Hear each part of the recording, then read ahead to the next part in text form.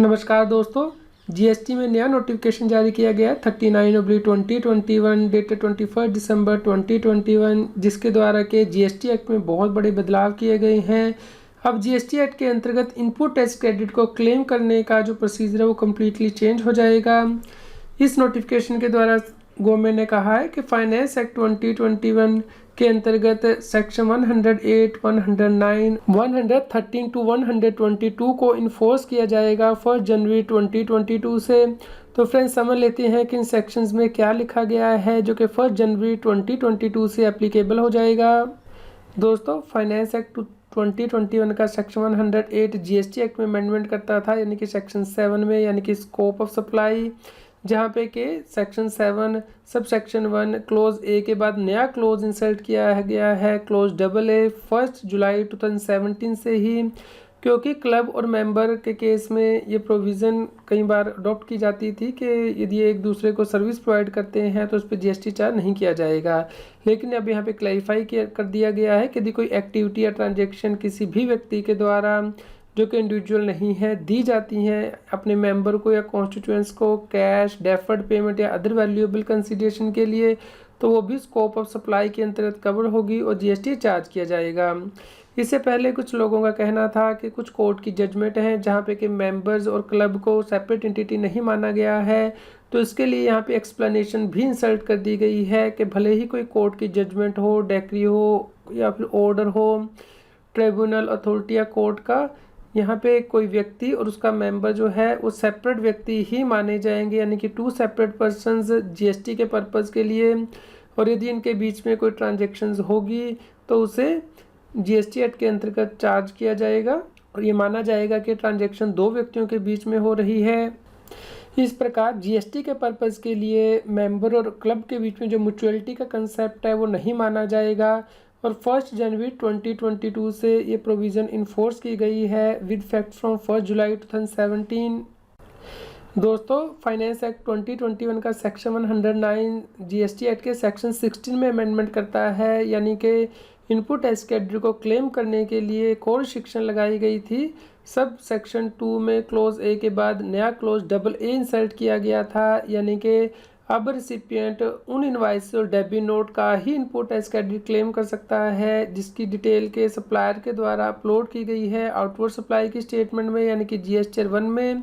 और जिसके बारे में के रिसिपिएंट को कम्युनिकेट कर दिया गया है जैसा कि सेक्शन 37 में रेफर किया गया है। यानी कि अब जो इनपुट टैक्स क्रेडिट की डिटेल आपकी जीएसटी 2B में आएगी उतना अमाउंट ही आप इनपुट टैक्स क्रेडिट का क्लेम कर पाएंगे। यदि सप्लायर इनवाइसेस या डेबिट नोट अपलोड नहीं करता है जीएसटी 1 में और उसकी डिटेल आपको जीएसटी 2B में दिखाई नहीं दे रही है तो आप इनपुट टैक्स क्रेडिट क्लेम नहीं कर पाएंगे। ये प्रोविज़न भी 1 जनवरी 2022 से इन्फोर्स कर दी गई है। फाइनेंस एक्ट 2021 के सेक्शन 113 के द्वारा जीएसटी एक्ट का सेक्शन 74 अमेंड किया गया था, यानी कि सेक्शन 74 में एक्सप्लेनेशन 1 क्लोज 2 के अंतर्गत जहाँ पे सेक्शन 122, 125, 129 और 130 दिए गए थे, अब वहाँ पे सिर्फ सेक्शन 122 और 125 ही रिटेन किए गए हैं, यानी कि सेक्शन 129 और 130 वहाँ से हटा दिए गए हैं। दोस्तों, यह सेक्शन 74 जीएसटी एक्ट का जो कि कहता था कि यदि कोई व्यक्ति फ्रॉड, विलफुल स्टेटमेंट या सप्रेशन की वजह से टैक्स नहीं पे करता तो जीएसटी ऑफिसर इस सेक्शन के अंतर्गत नोटिस इशू करके रिकवरी कर सकता है। लेकिन दोस्तों, यहाँ पे एक्सप्लेनेशन नंबर 1 दी गई थी जो कि यह कहती थी कि यदि नोटिस इशू किया गया था मेन पर्सन को जिसे कि जीएसटी पे करना था, तो जो दूसरे व्यक्तियों के अगेंस्ट प्रोसीडिंग स्टार्ट की गई थी वो भी कंक्लूड हुई मानी जाती थी, जैसे ही प्रोसीडिंग जो मेन व्यक्ति है उसके अगेंस्ट कंक्लूड हो जाती थी। इस प्रकार उन्हें भी सेक्शन 122 और 125 के अंतर्गत जो पेनल्टी है वो पे करने की आवश्यकता नहीं होगी। लेकिन जो सेक्शन 129 और 130 की पेनल्टी है, यानी कि कॉन्फिस्केशन की या फिर व्हीकल के डिटेंशन एक्स्ट्रा की, वो दूसरे व्यक्तियों के अगेंस्ट भी पेनल्टी लगाई जा सकती है क्योंकि अभी सेक्शन यहाँ से हटा दिए गए हैं। इसी प्रकार दोस्तों, फाइनेंस एक्ट 2021 का सेक्शन 114 जीएसटी एक्ट के सेक्शन 75 में अमेंडमेंट करता था, जहाँ पे के सब सेक्शन 12 के बाद नई एक्सप्लेनेशन इंसर्ट की गई थी, यानी कि यदि कोई व्यक्ति जीएसटी 1 यानी कि आउटवर्ड सप्लाई में अपना टैक्स पेबल दिखा देता है तो उस केस में भी उससे सेल्फ असेसमेंट टैक्स ही माना जाएगा, भले ही वो GST 3B में जो टैक्स है वो नहीं भरता है। इस प्रकार अब गवर्नमेंट के पास पावर आ गई है कि यदि व्यक्ति GST 1 फाइल कर देता है उसमें टैक्स पेबल दिखा के, तो उसे सेल्फ असेसमेंट टैक्स माना जाएगा और उसकी टैक्स रिकवरी की जा सकती है GST ऑफिसर के द्वारा। दोस्तों, फाइनेंस एक्ट 2021 का सेक्शन 115 GST एक्ट के सेक्शन 83 में अमेंडमेंट करता है। यानी कि पहले प्रोविज़न थी कि यदि कोई प्रोसीडिंग पेंडिंग है तो ही GST ऑफिसर व्यक्ति की प्रॉपर्टी को अटैच कर सकता था, लेकिन अब यहाँ पे प्रोविज़न सब्स्टिट्यूट की गई है कि जैसे ही प्रोसीडिंग स्टार्ट कर दी जाती है तो उस केस में GST कमिश्नर को लगता है कि किसी व्यक्ति की प्रॉपर्टी प्रोविजनली अटैच करनी ज़रूरी है ताकि गवर्नमेंट की रेवेन्यू को प्रोटेक्ट किया जा सके, तो वह किसी भी व्यक्ति की प्रॉपर्टी और बैंक अकाउंट को अटैच कर सकता है। यानी कि जिस व्यक्ति ने गलत तरीके से इनपुट एज क्रेडिट क्लेम किया है या GST एक्ट के अंतर्गत फ्रॉड एक्स्ट्रा किया है तो उस केस में प्रॉपर्टी प्रोविजनली अटैच की जा सकती है। ये प्रोविज़न भी 1 जनवरी 2022 से इफेक्टिव कर दी गई है। फाइनेंस एक्ट 2021 का सेक्शन 116 GST एक्ट के सेक्शन 107 में अमेंडमेंट करता है। यानी कि एक नई प्रोविज़न इंसर्ट की गई है 107 सब सेक्शन 6 के अंतर्गत। यानी कि अब यदि किसी व्यक्ति की गुड्स या कन्वीनियंस डिटेन कर ली जाती है और ऑर्डर पास किया जाता है GST ऑफिसर के द्वारा, तो अपील तभी फाइल कर पाएगा जब वो 25% अमाउंट पेनल्टी का पे कर देगा। ये प्रोविज़न भी 1 जनवरी 2022 से इन्फोर्स कर दी गई है। फाइनेंस एक्ट 2021 का सेक्शन 117 GST एक्ट में अमेंडमेंट करता है सेक्शन 129 में। यानी कि पहले यहाँ पे प्रोविज़न दी गई थी कि जैसे ही व्यक्ति की गुड्स और कन्वीनियंस रास्ते में पकड़ी जाती हैं तो उस केस में उसे टैक्स और पेनल्टी पे करनी होती थी, लेकिन अब यहाँ पे उसे पेनल्टी पे करनी होगी जो कि 200% तक हो सकती है जो टैक्स पेबल है गुड्स पे, या फिर एग्जम्प्टेड गुड्स के केस में 2% of the value of the goods और 25,000 रुपीज़ विच एवरी लेस है। यदि ओनर सामने आ जाता है, यदि गुड्स का ओनर सामने नहीं आता है तो जो पेनल्टी होगी वो 50% of the value of the goods या जो टैक्स पेबल है उसका 200%, इन दोनों में से जो फिगर हाई होगी वो लगाई जा सकती है। और यदि एग्जम्प्टेड गुड्स हैं तो 5% of the value of the goods और 25,000 विच एवरी लेस।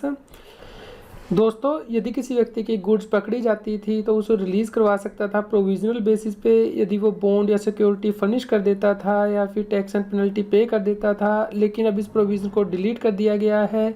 और ये प्रोविज़न भी 1 जनवरी 2022 से इफेक्टिव हो जाएगी। इसके अलावा दोस्तों, यदि रास्ते में गुड्स पकड़ी जाती हैं तो पहले प्रोविज़न ये थी कि GST ऑफिसर टैक्स और पेनल्टी के लिए नोटिस इशू करता था, लेकिन अब यहाँ पे ये अमेंडमेंट की गई है कि व्यक्ति को जो नोटिस इशू किया जाएगा उसमें सिर्फ अमाउंट पेनल्टी का होगा जो कि उसे पे करना है, यही मेंशन किया जाएगा। और ये पेनल्टी का ऑर्डर पास करने से पहले हियरिंग के लिए अपॉर्चुनिटी देनी होगी GST ऑफिसर को। इसके साथ ही दोस्तों सेक्शन 129 सब सेक्शन 6 में भी अमेंडमेंट की गई है। यानी कि जैसे ही गुड्स डिटेन कर ली जाती हैं और कन्वीनियंस तो उसके बाद ट्रांसपोर्टर और ओनर उन गुड्स को छुड़वा सकता है। इसके लिए जैसे ही उसे ऑर्डर की कॉपी मिल जाती है उसके 15 डेज़ के अंदर उसे वो अमाउंट पेनल्टी का पे करना है जो कि ऑर्डर में स्पेसिफाई किया गया है। यदि वो ऐसा नहीं करता है तो गुड्स को सेल किया जा सकता है, डिस्पोज ऑफ किया जा सकता है। लेकिन जो ट्रांसपोर्टर है वो अपनी कन्वीनियंस को छुड़वा सकता है। इसके लिए उसे पेनल्टी पे करनी होगी जो कि ऑर्डर में स्पेसिफाई की गई है, या 1 लाख रुपया, जो भी इनमें से कम होगा। और यदि गुड्स पेरिशेबल नेचर की हैं तो जो 15 डेज़ का टाइम दिया गया है उसे रिड्यूस भी किया जा सकता है GST ऑफिसर के द्वारा। ये प्रोविज़न भी 1 जनवरी 2022 से एप्लीकेबल हो जाएंगी। दोस्तों, फाइनेंस एक्ट 2021 का सेक्शन 118 GST एक्ट के सेक्शन 130 में अमेंडमेंट करता था। यानी कि जहाँ पे सेक्शन नॉट विथस्टैंडिंग एनीथिंग लिखा गया था वहाँ पे वेयर शब्द को सब्स्टिट्यूट किया गया है। इसके अलावा सेक्शन 130 के अंतर्गत जब गुड्स को डिटेन किया जाता था तो उस केस में फ़ाइन भी लगाया जा सकता था GST ऑफिसर के द्वारा। तो वहाँ पे भी सब सेक्शन 2 के अंतर्गत अमेंडमेंट की गई है। यानी कि जो फ़ाइन हो सकता है वो जो टैक्स पेबल है गुड्स का उसके 100% से कम नहीं हो सकता है। और इसके साथ ही सब सेक्शन 3 की प्रोविज़न को ओमिट किया गया है। यानी कि जब व्यक्ति के ऊपर फ़ाइन लगाया जाता था तो उसके अलावा उसे टैक्स और पेनल्टी भी पे करनी होती थी, लेकिन अब यदि फ़ाइन लगा दिया गया है व्यक्ति के ऊपर तो अपनी गुड्स और कन्वीनियंस को रिलीज़ करवा सकता है फ़ाइन पे करके, उससे पेनल्टी रिकवर नहीं की जाएगी। इस प्रकार यदि किसी गुड्स या फिर कन्वीनियंस को कॉन्फिस्केट करना है तो जीएसटी ऑफिसर ये ऑप्शन दे सकता है व्यक्ति को कि फ़ाइन पे कर सकता है, और उस केस में गुड्स या कन्वीनियंस की कॉन्फिस्केशन नहीं होगी। लेकिन इस केस में जो फ़ाइन है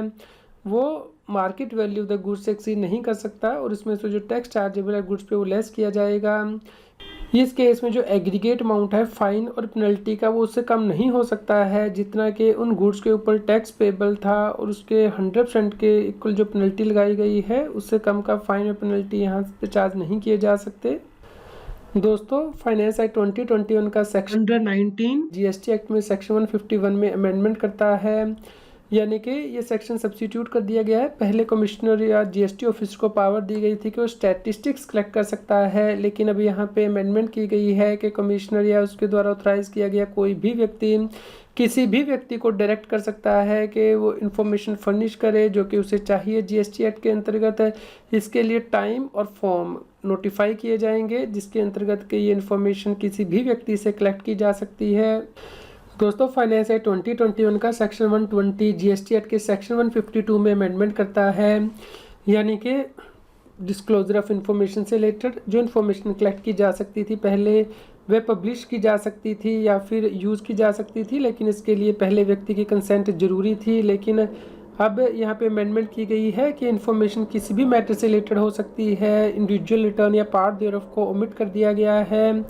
इसके अलावा इस इंफॉर्मेशन को पब्लिश करने से पहले या यूज़ करने से पहले व्यक्ति को अपॉर्चुनिटी दी जाएगी, उसके बाद ही इन्फॉर्मेशन जो कलेक्ट की गई है उसे पब्लिश किया जा सकता है या फिर यूज़ किया जा सकता है। पहले यह प्रोविज़न थी कि व्यक्ति से रिलेटेड जो इन्फॉर्मेशन कलेक्ट की गई है वो सिर्फ उसी व्यक्ति के द्वारा देखी जा सकती थी जिसके द्वारा के स्टैटिस्टिक्स कलेक्ट की गई थी, लेकिन अब इस प्रोविज़न को डिलीट किया गया है, यानी कि अब जीएसटी डिपार्टमेंट का कोई भी ऑफिसर उस इन्फॉर्मेशन को देख सकता है, यूज़ कर सकता है जो कि किसी व्यक्ति से कलेक्ट की गई है। फाइनेंस एक्ट 2021 का सेक्शन 121 अमेंडमेंट करता है जीएसटी एक्ट के सेक्शन 168 में, जिसमें कि कमिश्नर को पावर दी गई है कि वो जीएसटी एक्ट के अंतर्गत इंस्ट्रक्शंस और ऑर्डर इशू कर सकता है central board of indirect taxes की अप्रूवल के साथ।